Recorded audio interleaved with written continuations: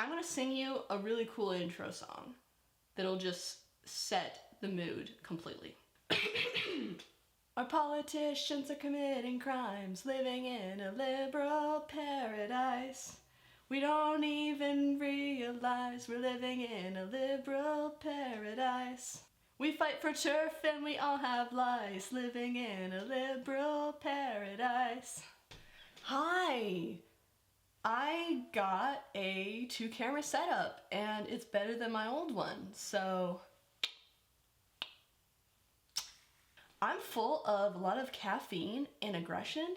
I had somebody call the cops on me for no reason. Literally no reason. Just my crazy mom who wanted to know where I was. Yeah, for those of you who don't know, I'm actually 26. I was gonna lie about my age and say I'm 21 from now on, but man, is it relevant that I'm 26 right now. This shit is happening. Anyway, I have a little commentary treat for you guys. We're gonna watch the degrading of Seattle and all of the life in it, and watch this fully blown anarchy happen before our very eyes. I'm really excited. I might get some popcorn and just enjoy it with some friends. A lot of flames and violence and homeless people, where it's just kind of where people go if they want to do drugs. So I have the help of a couple co-hosts here. I can't decide which one to get. I went grocery shopping. I ended up spending $70 and have burst some of these drinks. Do I want something sweet or something? I want something sweet. I have low blood sugar. Rum and natural flavors. I'm not gonna question that. I probably need this, but I also don't need this, because I actually enjoy watching things go to hell. I mean, maybe that means I'm a little bit evil, but to me, I just get really bored, and if there's something interesting happening instead of nothing, I'd rather have the interesting thing happen, especially when I don't live there, and I can kind of, like, if I'm not allowed to go outside and have fun and go to bars and stuff, I don't really, like, care about the outside world, you know? Like, let's just burn it down to the ground, and then when there are ashes, I can, you know, frolic in them and play in them and just, you know, have a jolly time, like, you know, scavenging for resources, you know, like the doomsday, like our doomsday calling, you know?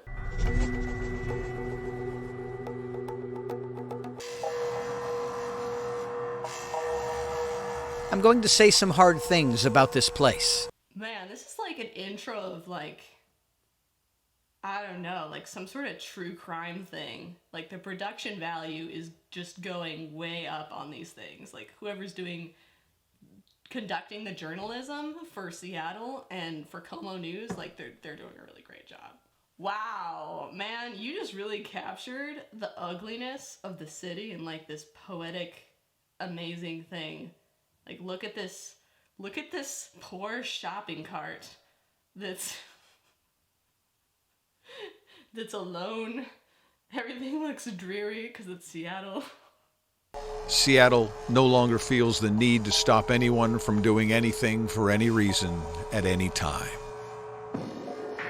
The most stunning city in America is dying, all right. Businesses and citizens have been... Look at that girl just, like, jamming out. She's like... I mean, she could just not be on drugs. Just kidding, she's on drugs. I feel like whoever did reporting on this was, like, surprised by how much shit they could just see, like, right on the street. I think they had, like, a wealth of footage, but saved the best for the documentary. Been largely abandoned, left to fend for themselves in favor of a self-congratulatory compassion, a phony grace. I can't be the only one who finds this funny. I really can't. Long enough, Seattle will give you what you want. We'll abandon a police precinct, an entire chunk of the city, and all the people that live and work there. All of it is yours for the taking. I have to just stop and remind myself this is real life, and it's like getting worse before our eyes. Like, we're finally living in a part of history that matters, instead of just, let's redo the program and just redo the same bullshit and just like push the same bullshit, you know? Like, this is anarchy right before our eyes. And you know, what's so beautiful to me is that they got everything they wanted in Seattle, like really, with their movement. Nobody's stepping on their toes. Like, I don't want to spoil it or anything. Let him speak. He has such a great narrating voice. Just this, I don't know, like this bittersweet moment for him that, oh no, it's my city and it's going to hell, but also, I'm glad I'm the one that gets to tell the story. If you shout long enough.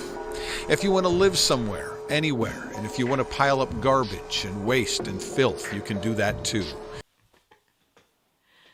We're living in different times. The question is, are you going to be useful?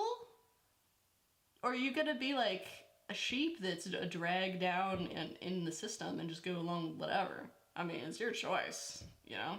Wow, did you see that? There's like 3 different types of shopping carts. You know, like they got choices. I bet there are like underground shopping cart dealerships where you can like buy and sell shopping carts for like meth. The thing about these cities, the whole like democratic versus conservative cities, it's not really like that one or the other is better than the other with the economy or whatever, but we live in a republic or whatever with a bunch of different states, and you have the freedom to move wherever you want. So what are you gonna do if you're a lowlife? You're just gonna migrate to the city that is the most lenient on drug-addicted lowlives. Why wouldn't you? You know? That's why so many people, like, a few years ago when I went to Miami, like, there were so many people just, like, homeless on the beach. And they still smelled like piss like everybody else. But, I mean, if you're gonna smell like piss and live like an animal, you might as well do it on a beach. Feeling artistic? You're in luck. Seattle is your canvas. He sounds like a disgruntled father who has, like, this teenage son who's acting out, and he's like, you're on your own. Go be homeless. It's like, his voice is like the missing father in my life I never had. I think that's why I like it so much. Shit, I didn't know we get so deep into, like, my psychosis. I need to drink more. Nobody's going to stop you from leaving temporary scars on the psyche of a damaged city. He was spitting out of control and hit a crowd. This is one of those magical moments where, like, society runs wild and you just get to watch for more Darwin Awards. You know what I'm saying? Maybe you don't. Go look up what a Darwin Award is. Do it. Okay. Yeah, you got it. It's dying from something that is so dumb that you exclude your dumb genes from the gene pool. Man, this is just so... Name, like, an end of the world movie, and this is what it is. And if you want to go out into the communities and businesses, stealing all day long to get the drugs that are killing you, we won't stop you, or rehabilitate you, or intervene in any meaningful way. And when the citizens demand protection and the businesses say who's looking out for us, we'll shut down the county jail and the juvenile detention center because we're so forward-thinking. They are true to their word. They are not arresting anybody for anything. Unless you're really a threat to somebody's life, they will not arrest you in Seattle. What is really heartbreaking is the rent in Seattle. Hopefully all of this crime and stuff will bring down the rent so that maybe it's, like, profitable to live there. So there's an annoying cat and he has returned. Doesn't he look like he just crawled out of a trash can? Give me my videos. Fine.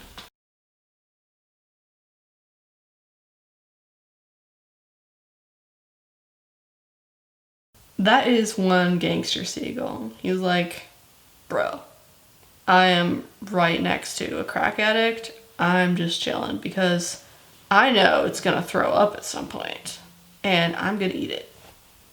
Sorry, I didn't mean to call a person an it.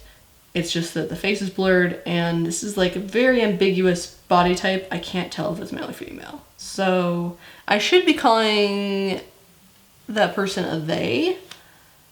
I think that's grammatically retarded. It was the perfect place as far as I was concerned. This is how I kind of side with the little anarchists running around and the Black Lives Matter, because fucking look at this guy. Do you feel bad for this guy? What would have to happen to this guy for you to feel bad for him? He's just like this white, wealthy old guy who has no personality and fucking man tits. His wife probably has cancer. He's on his own way out. Like, why wouldn't people fucking steal from him? Like, look how uncool and white he is. I'm sorry, I hate men like that. Who are just like, they're old, they have money, they have a gut, and they're just fucking boring. Like, fuck you. You have nothing to offer the world except your stupid ass, overpriced bikes. I actually stumbled into a shop like that in my city a couple years ago because I was looking for a bike.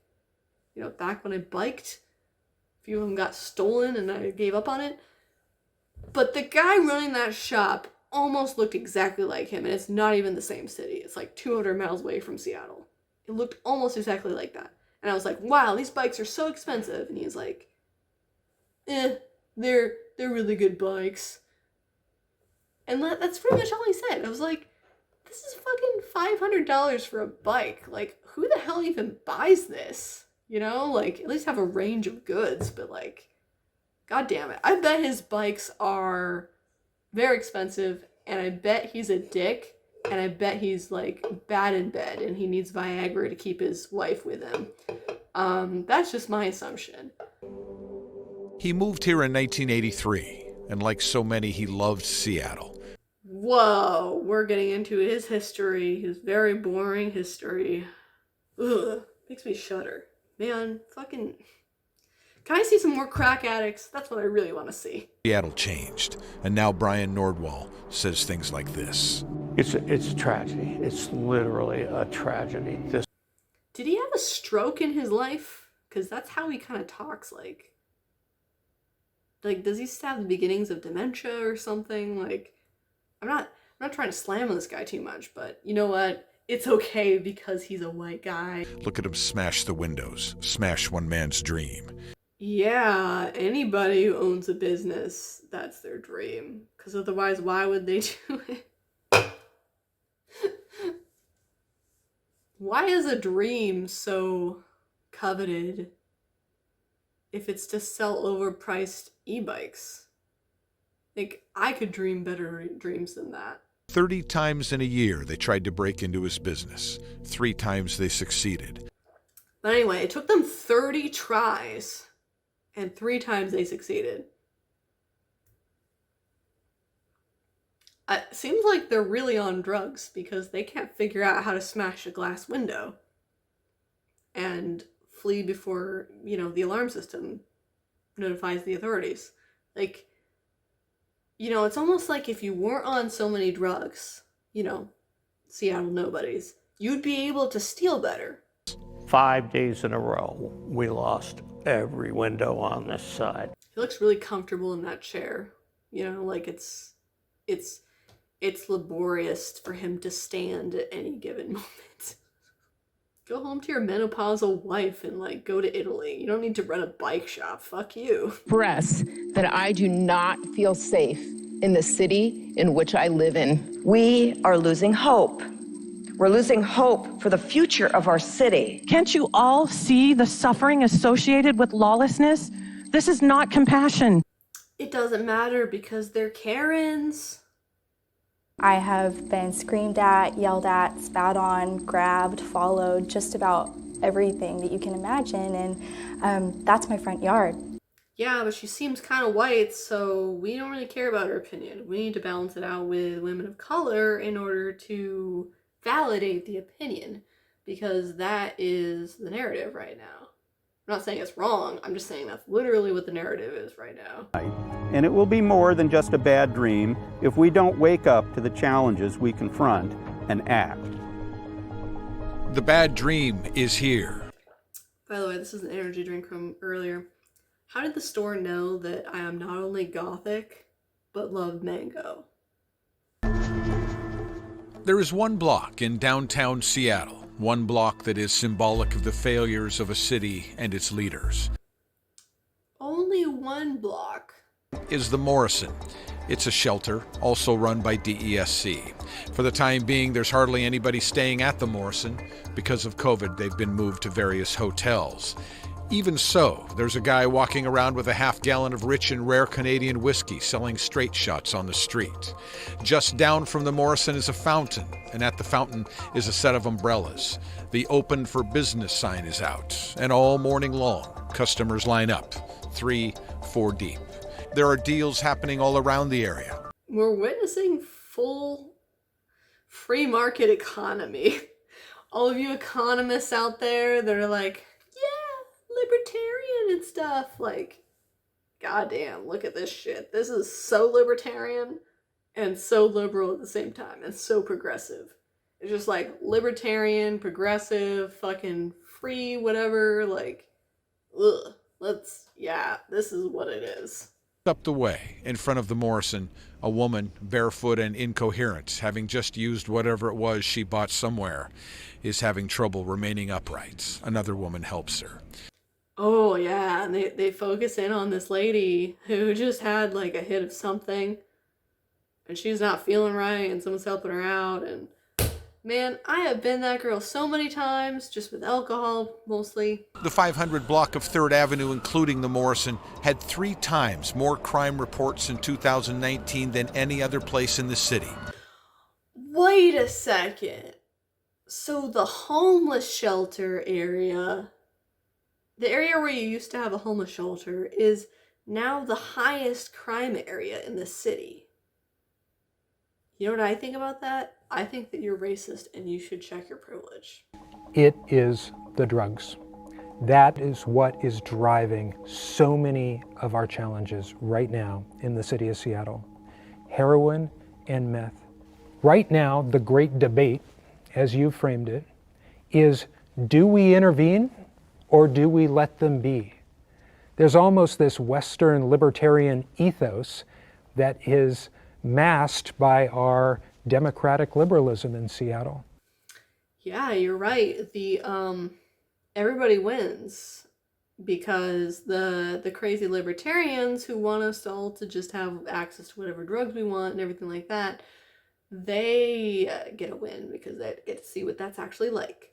And the progressives that don't want people to be needlessly convicted and think that there are too many police in a certain area and there's this over-policing or whatever, they get what they want too. Because we're not over-policing, we're under-policing now. And we get to just watch what the fuck happens. It's an experiment. It's exciting. Aren't you excited? The need for policing in a civilized society is real. In Seattle, it's all too real. And yet there are those who don't seem to understand or care what it is they actually do. And during the debate on the police department's budget, Councilmember Tammy Morales told us this. Most of the 911 calls that are made are, in fact, not for crimes, but for nuisance calls and things like that. Oh, this goes back to my other video about Black Lives Matter narratives and how the police system is being overused and people call 911 for no reason, apparently. This is the same narrative. She is 100% Black Lives Matter narrative. And I don't mean that in saying Black lives don't matter, obviously. Duh. If you can't contest a train of thought that doesn't have to do with race without being labeled a racist, then we really have a problem. But I'm not old enough to deal with that yet because I don't have a law degree and I'm not a politician. Only 6% or less of all calls that the police are getting are for what I would think of as nuisance matters. Councilmember Kashama Sawant, who famously flung the doors of City Hall open to protesters, wants you to believe that law enforcement are little more than a band of tormentors, wandering around looking for homeless people and people of color to hassle. Reducing the funding and therefore the size of the police department would mean that the police would not have the resources to continue to overstaff and abuse Black Lives Matter protests. She knows exactly what they want to hear, and she is so going to get it, yeah! Disagrees. Just not true. Not true. Look at the data. You know what? Here's some advice. Never look at data, ever. Because data is racist.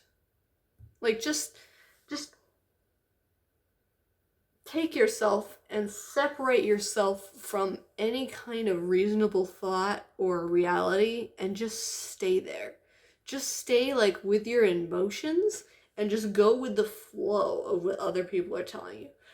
Don't use data because data is racist and it's sexist, and there's no way for people to read this data and not become racist and sexist. Because people don't have brains, and you can't look at data that contradicts your thought without being an enemy of that thought.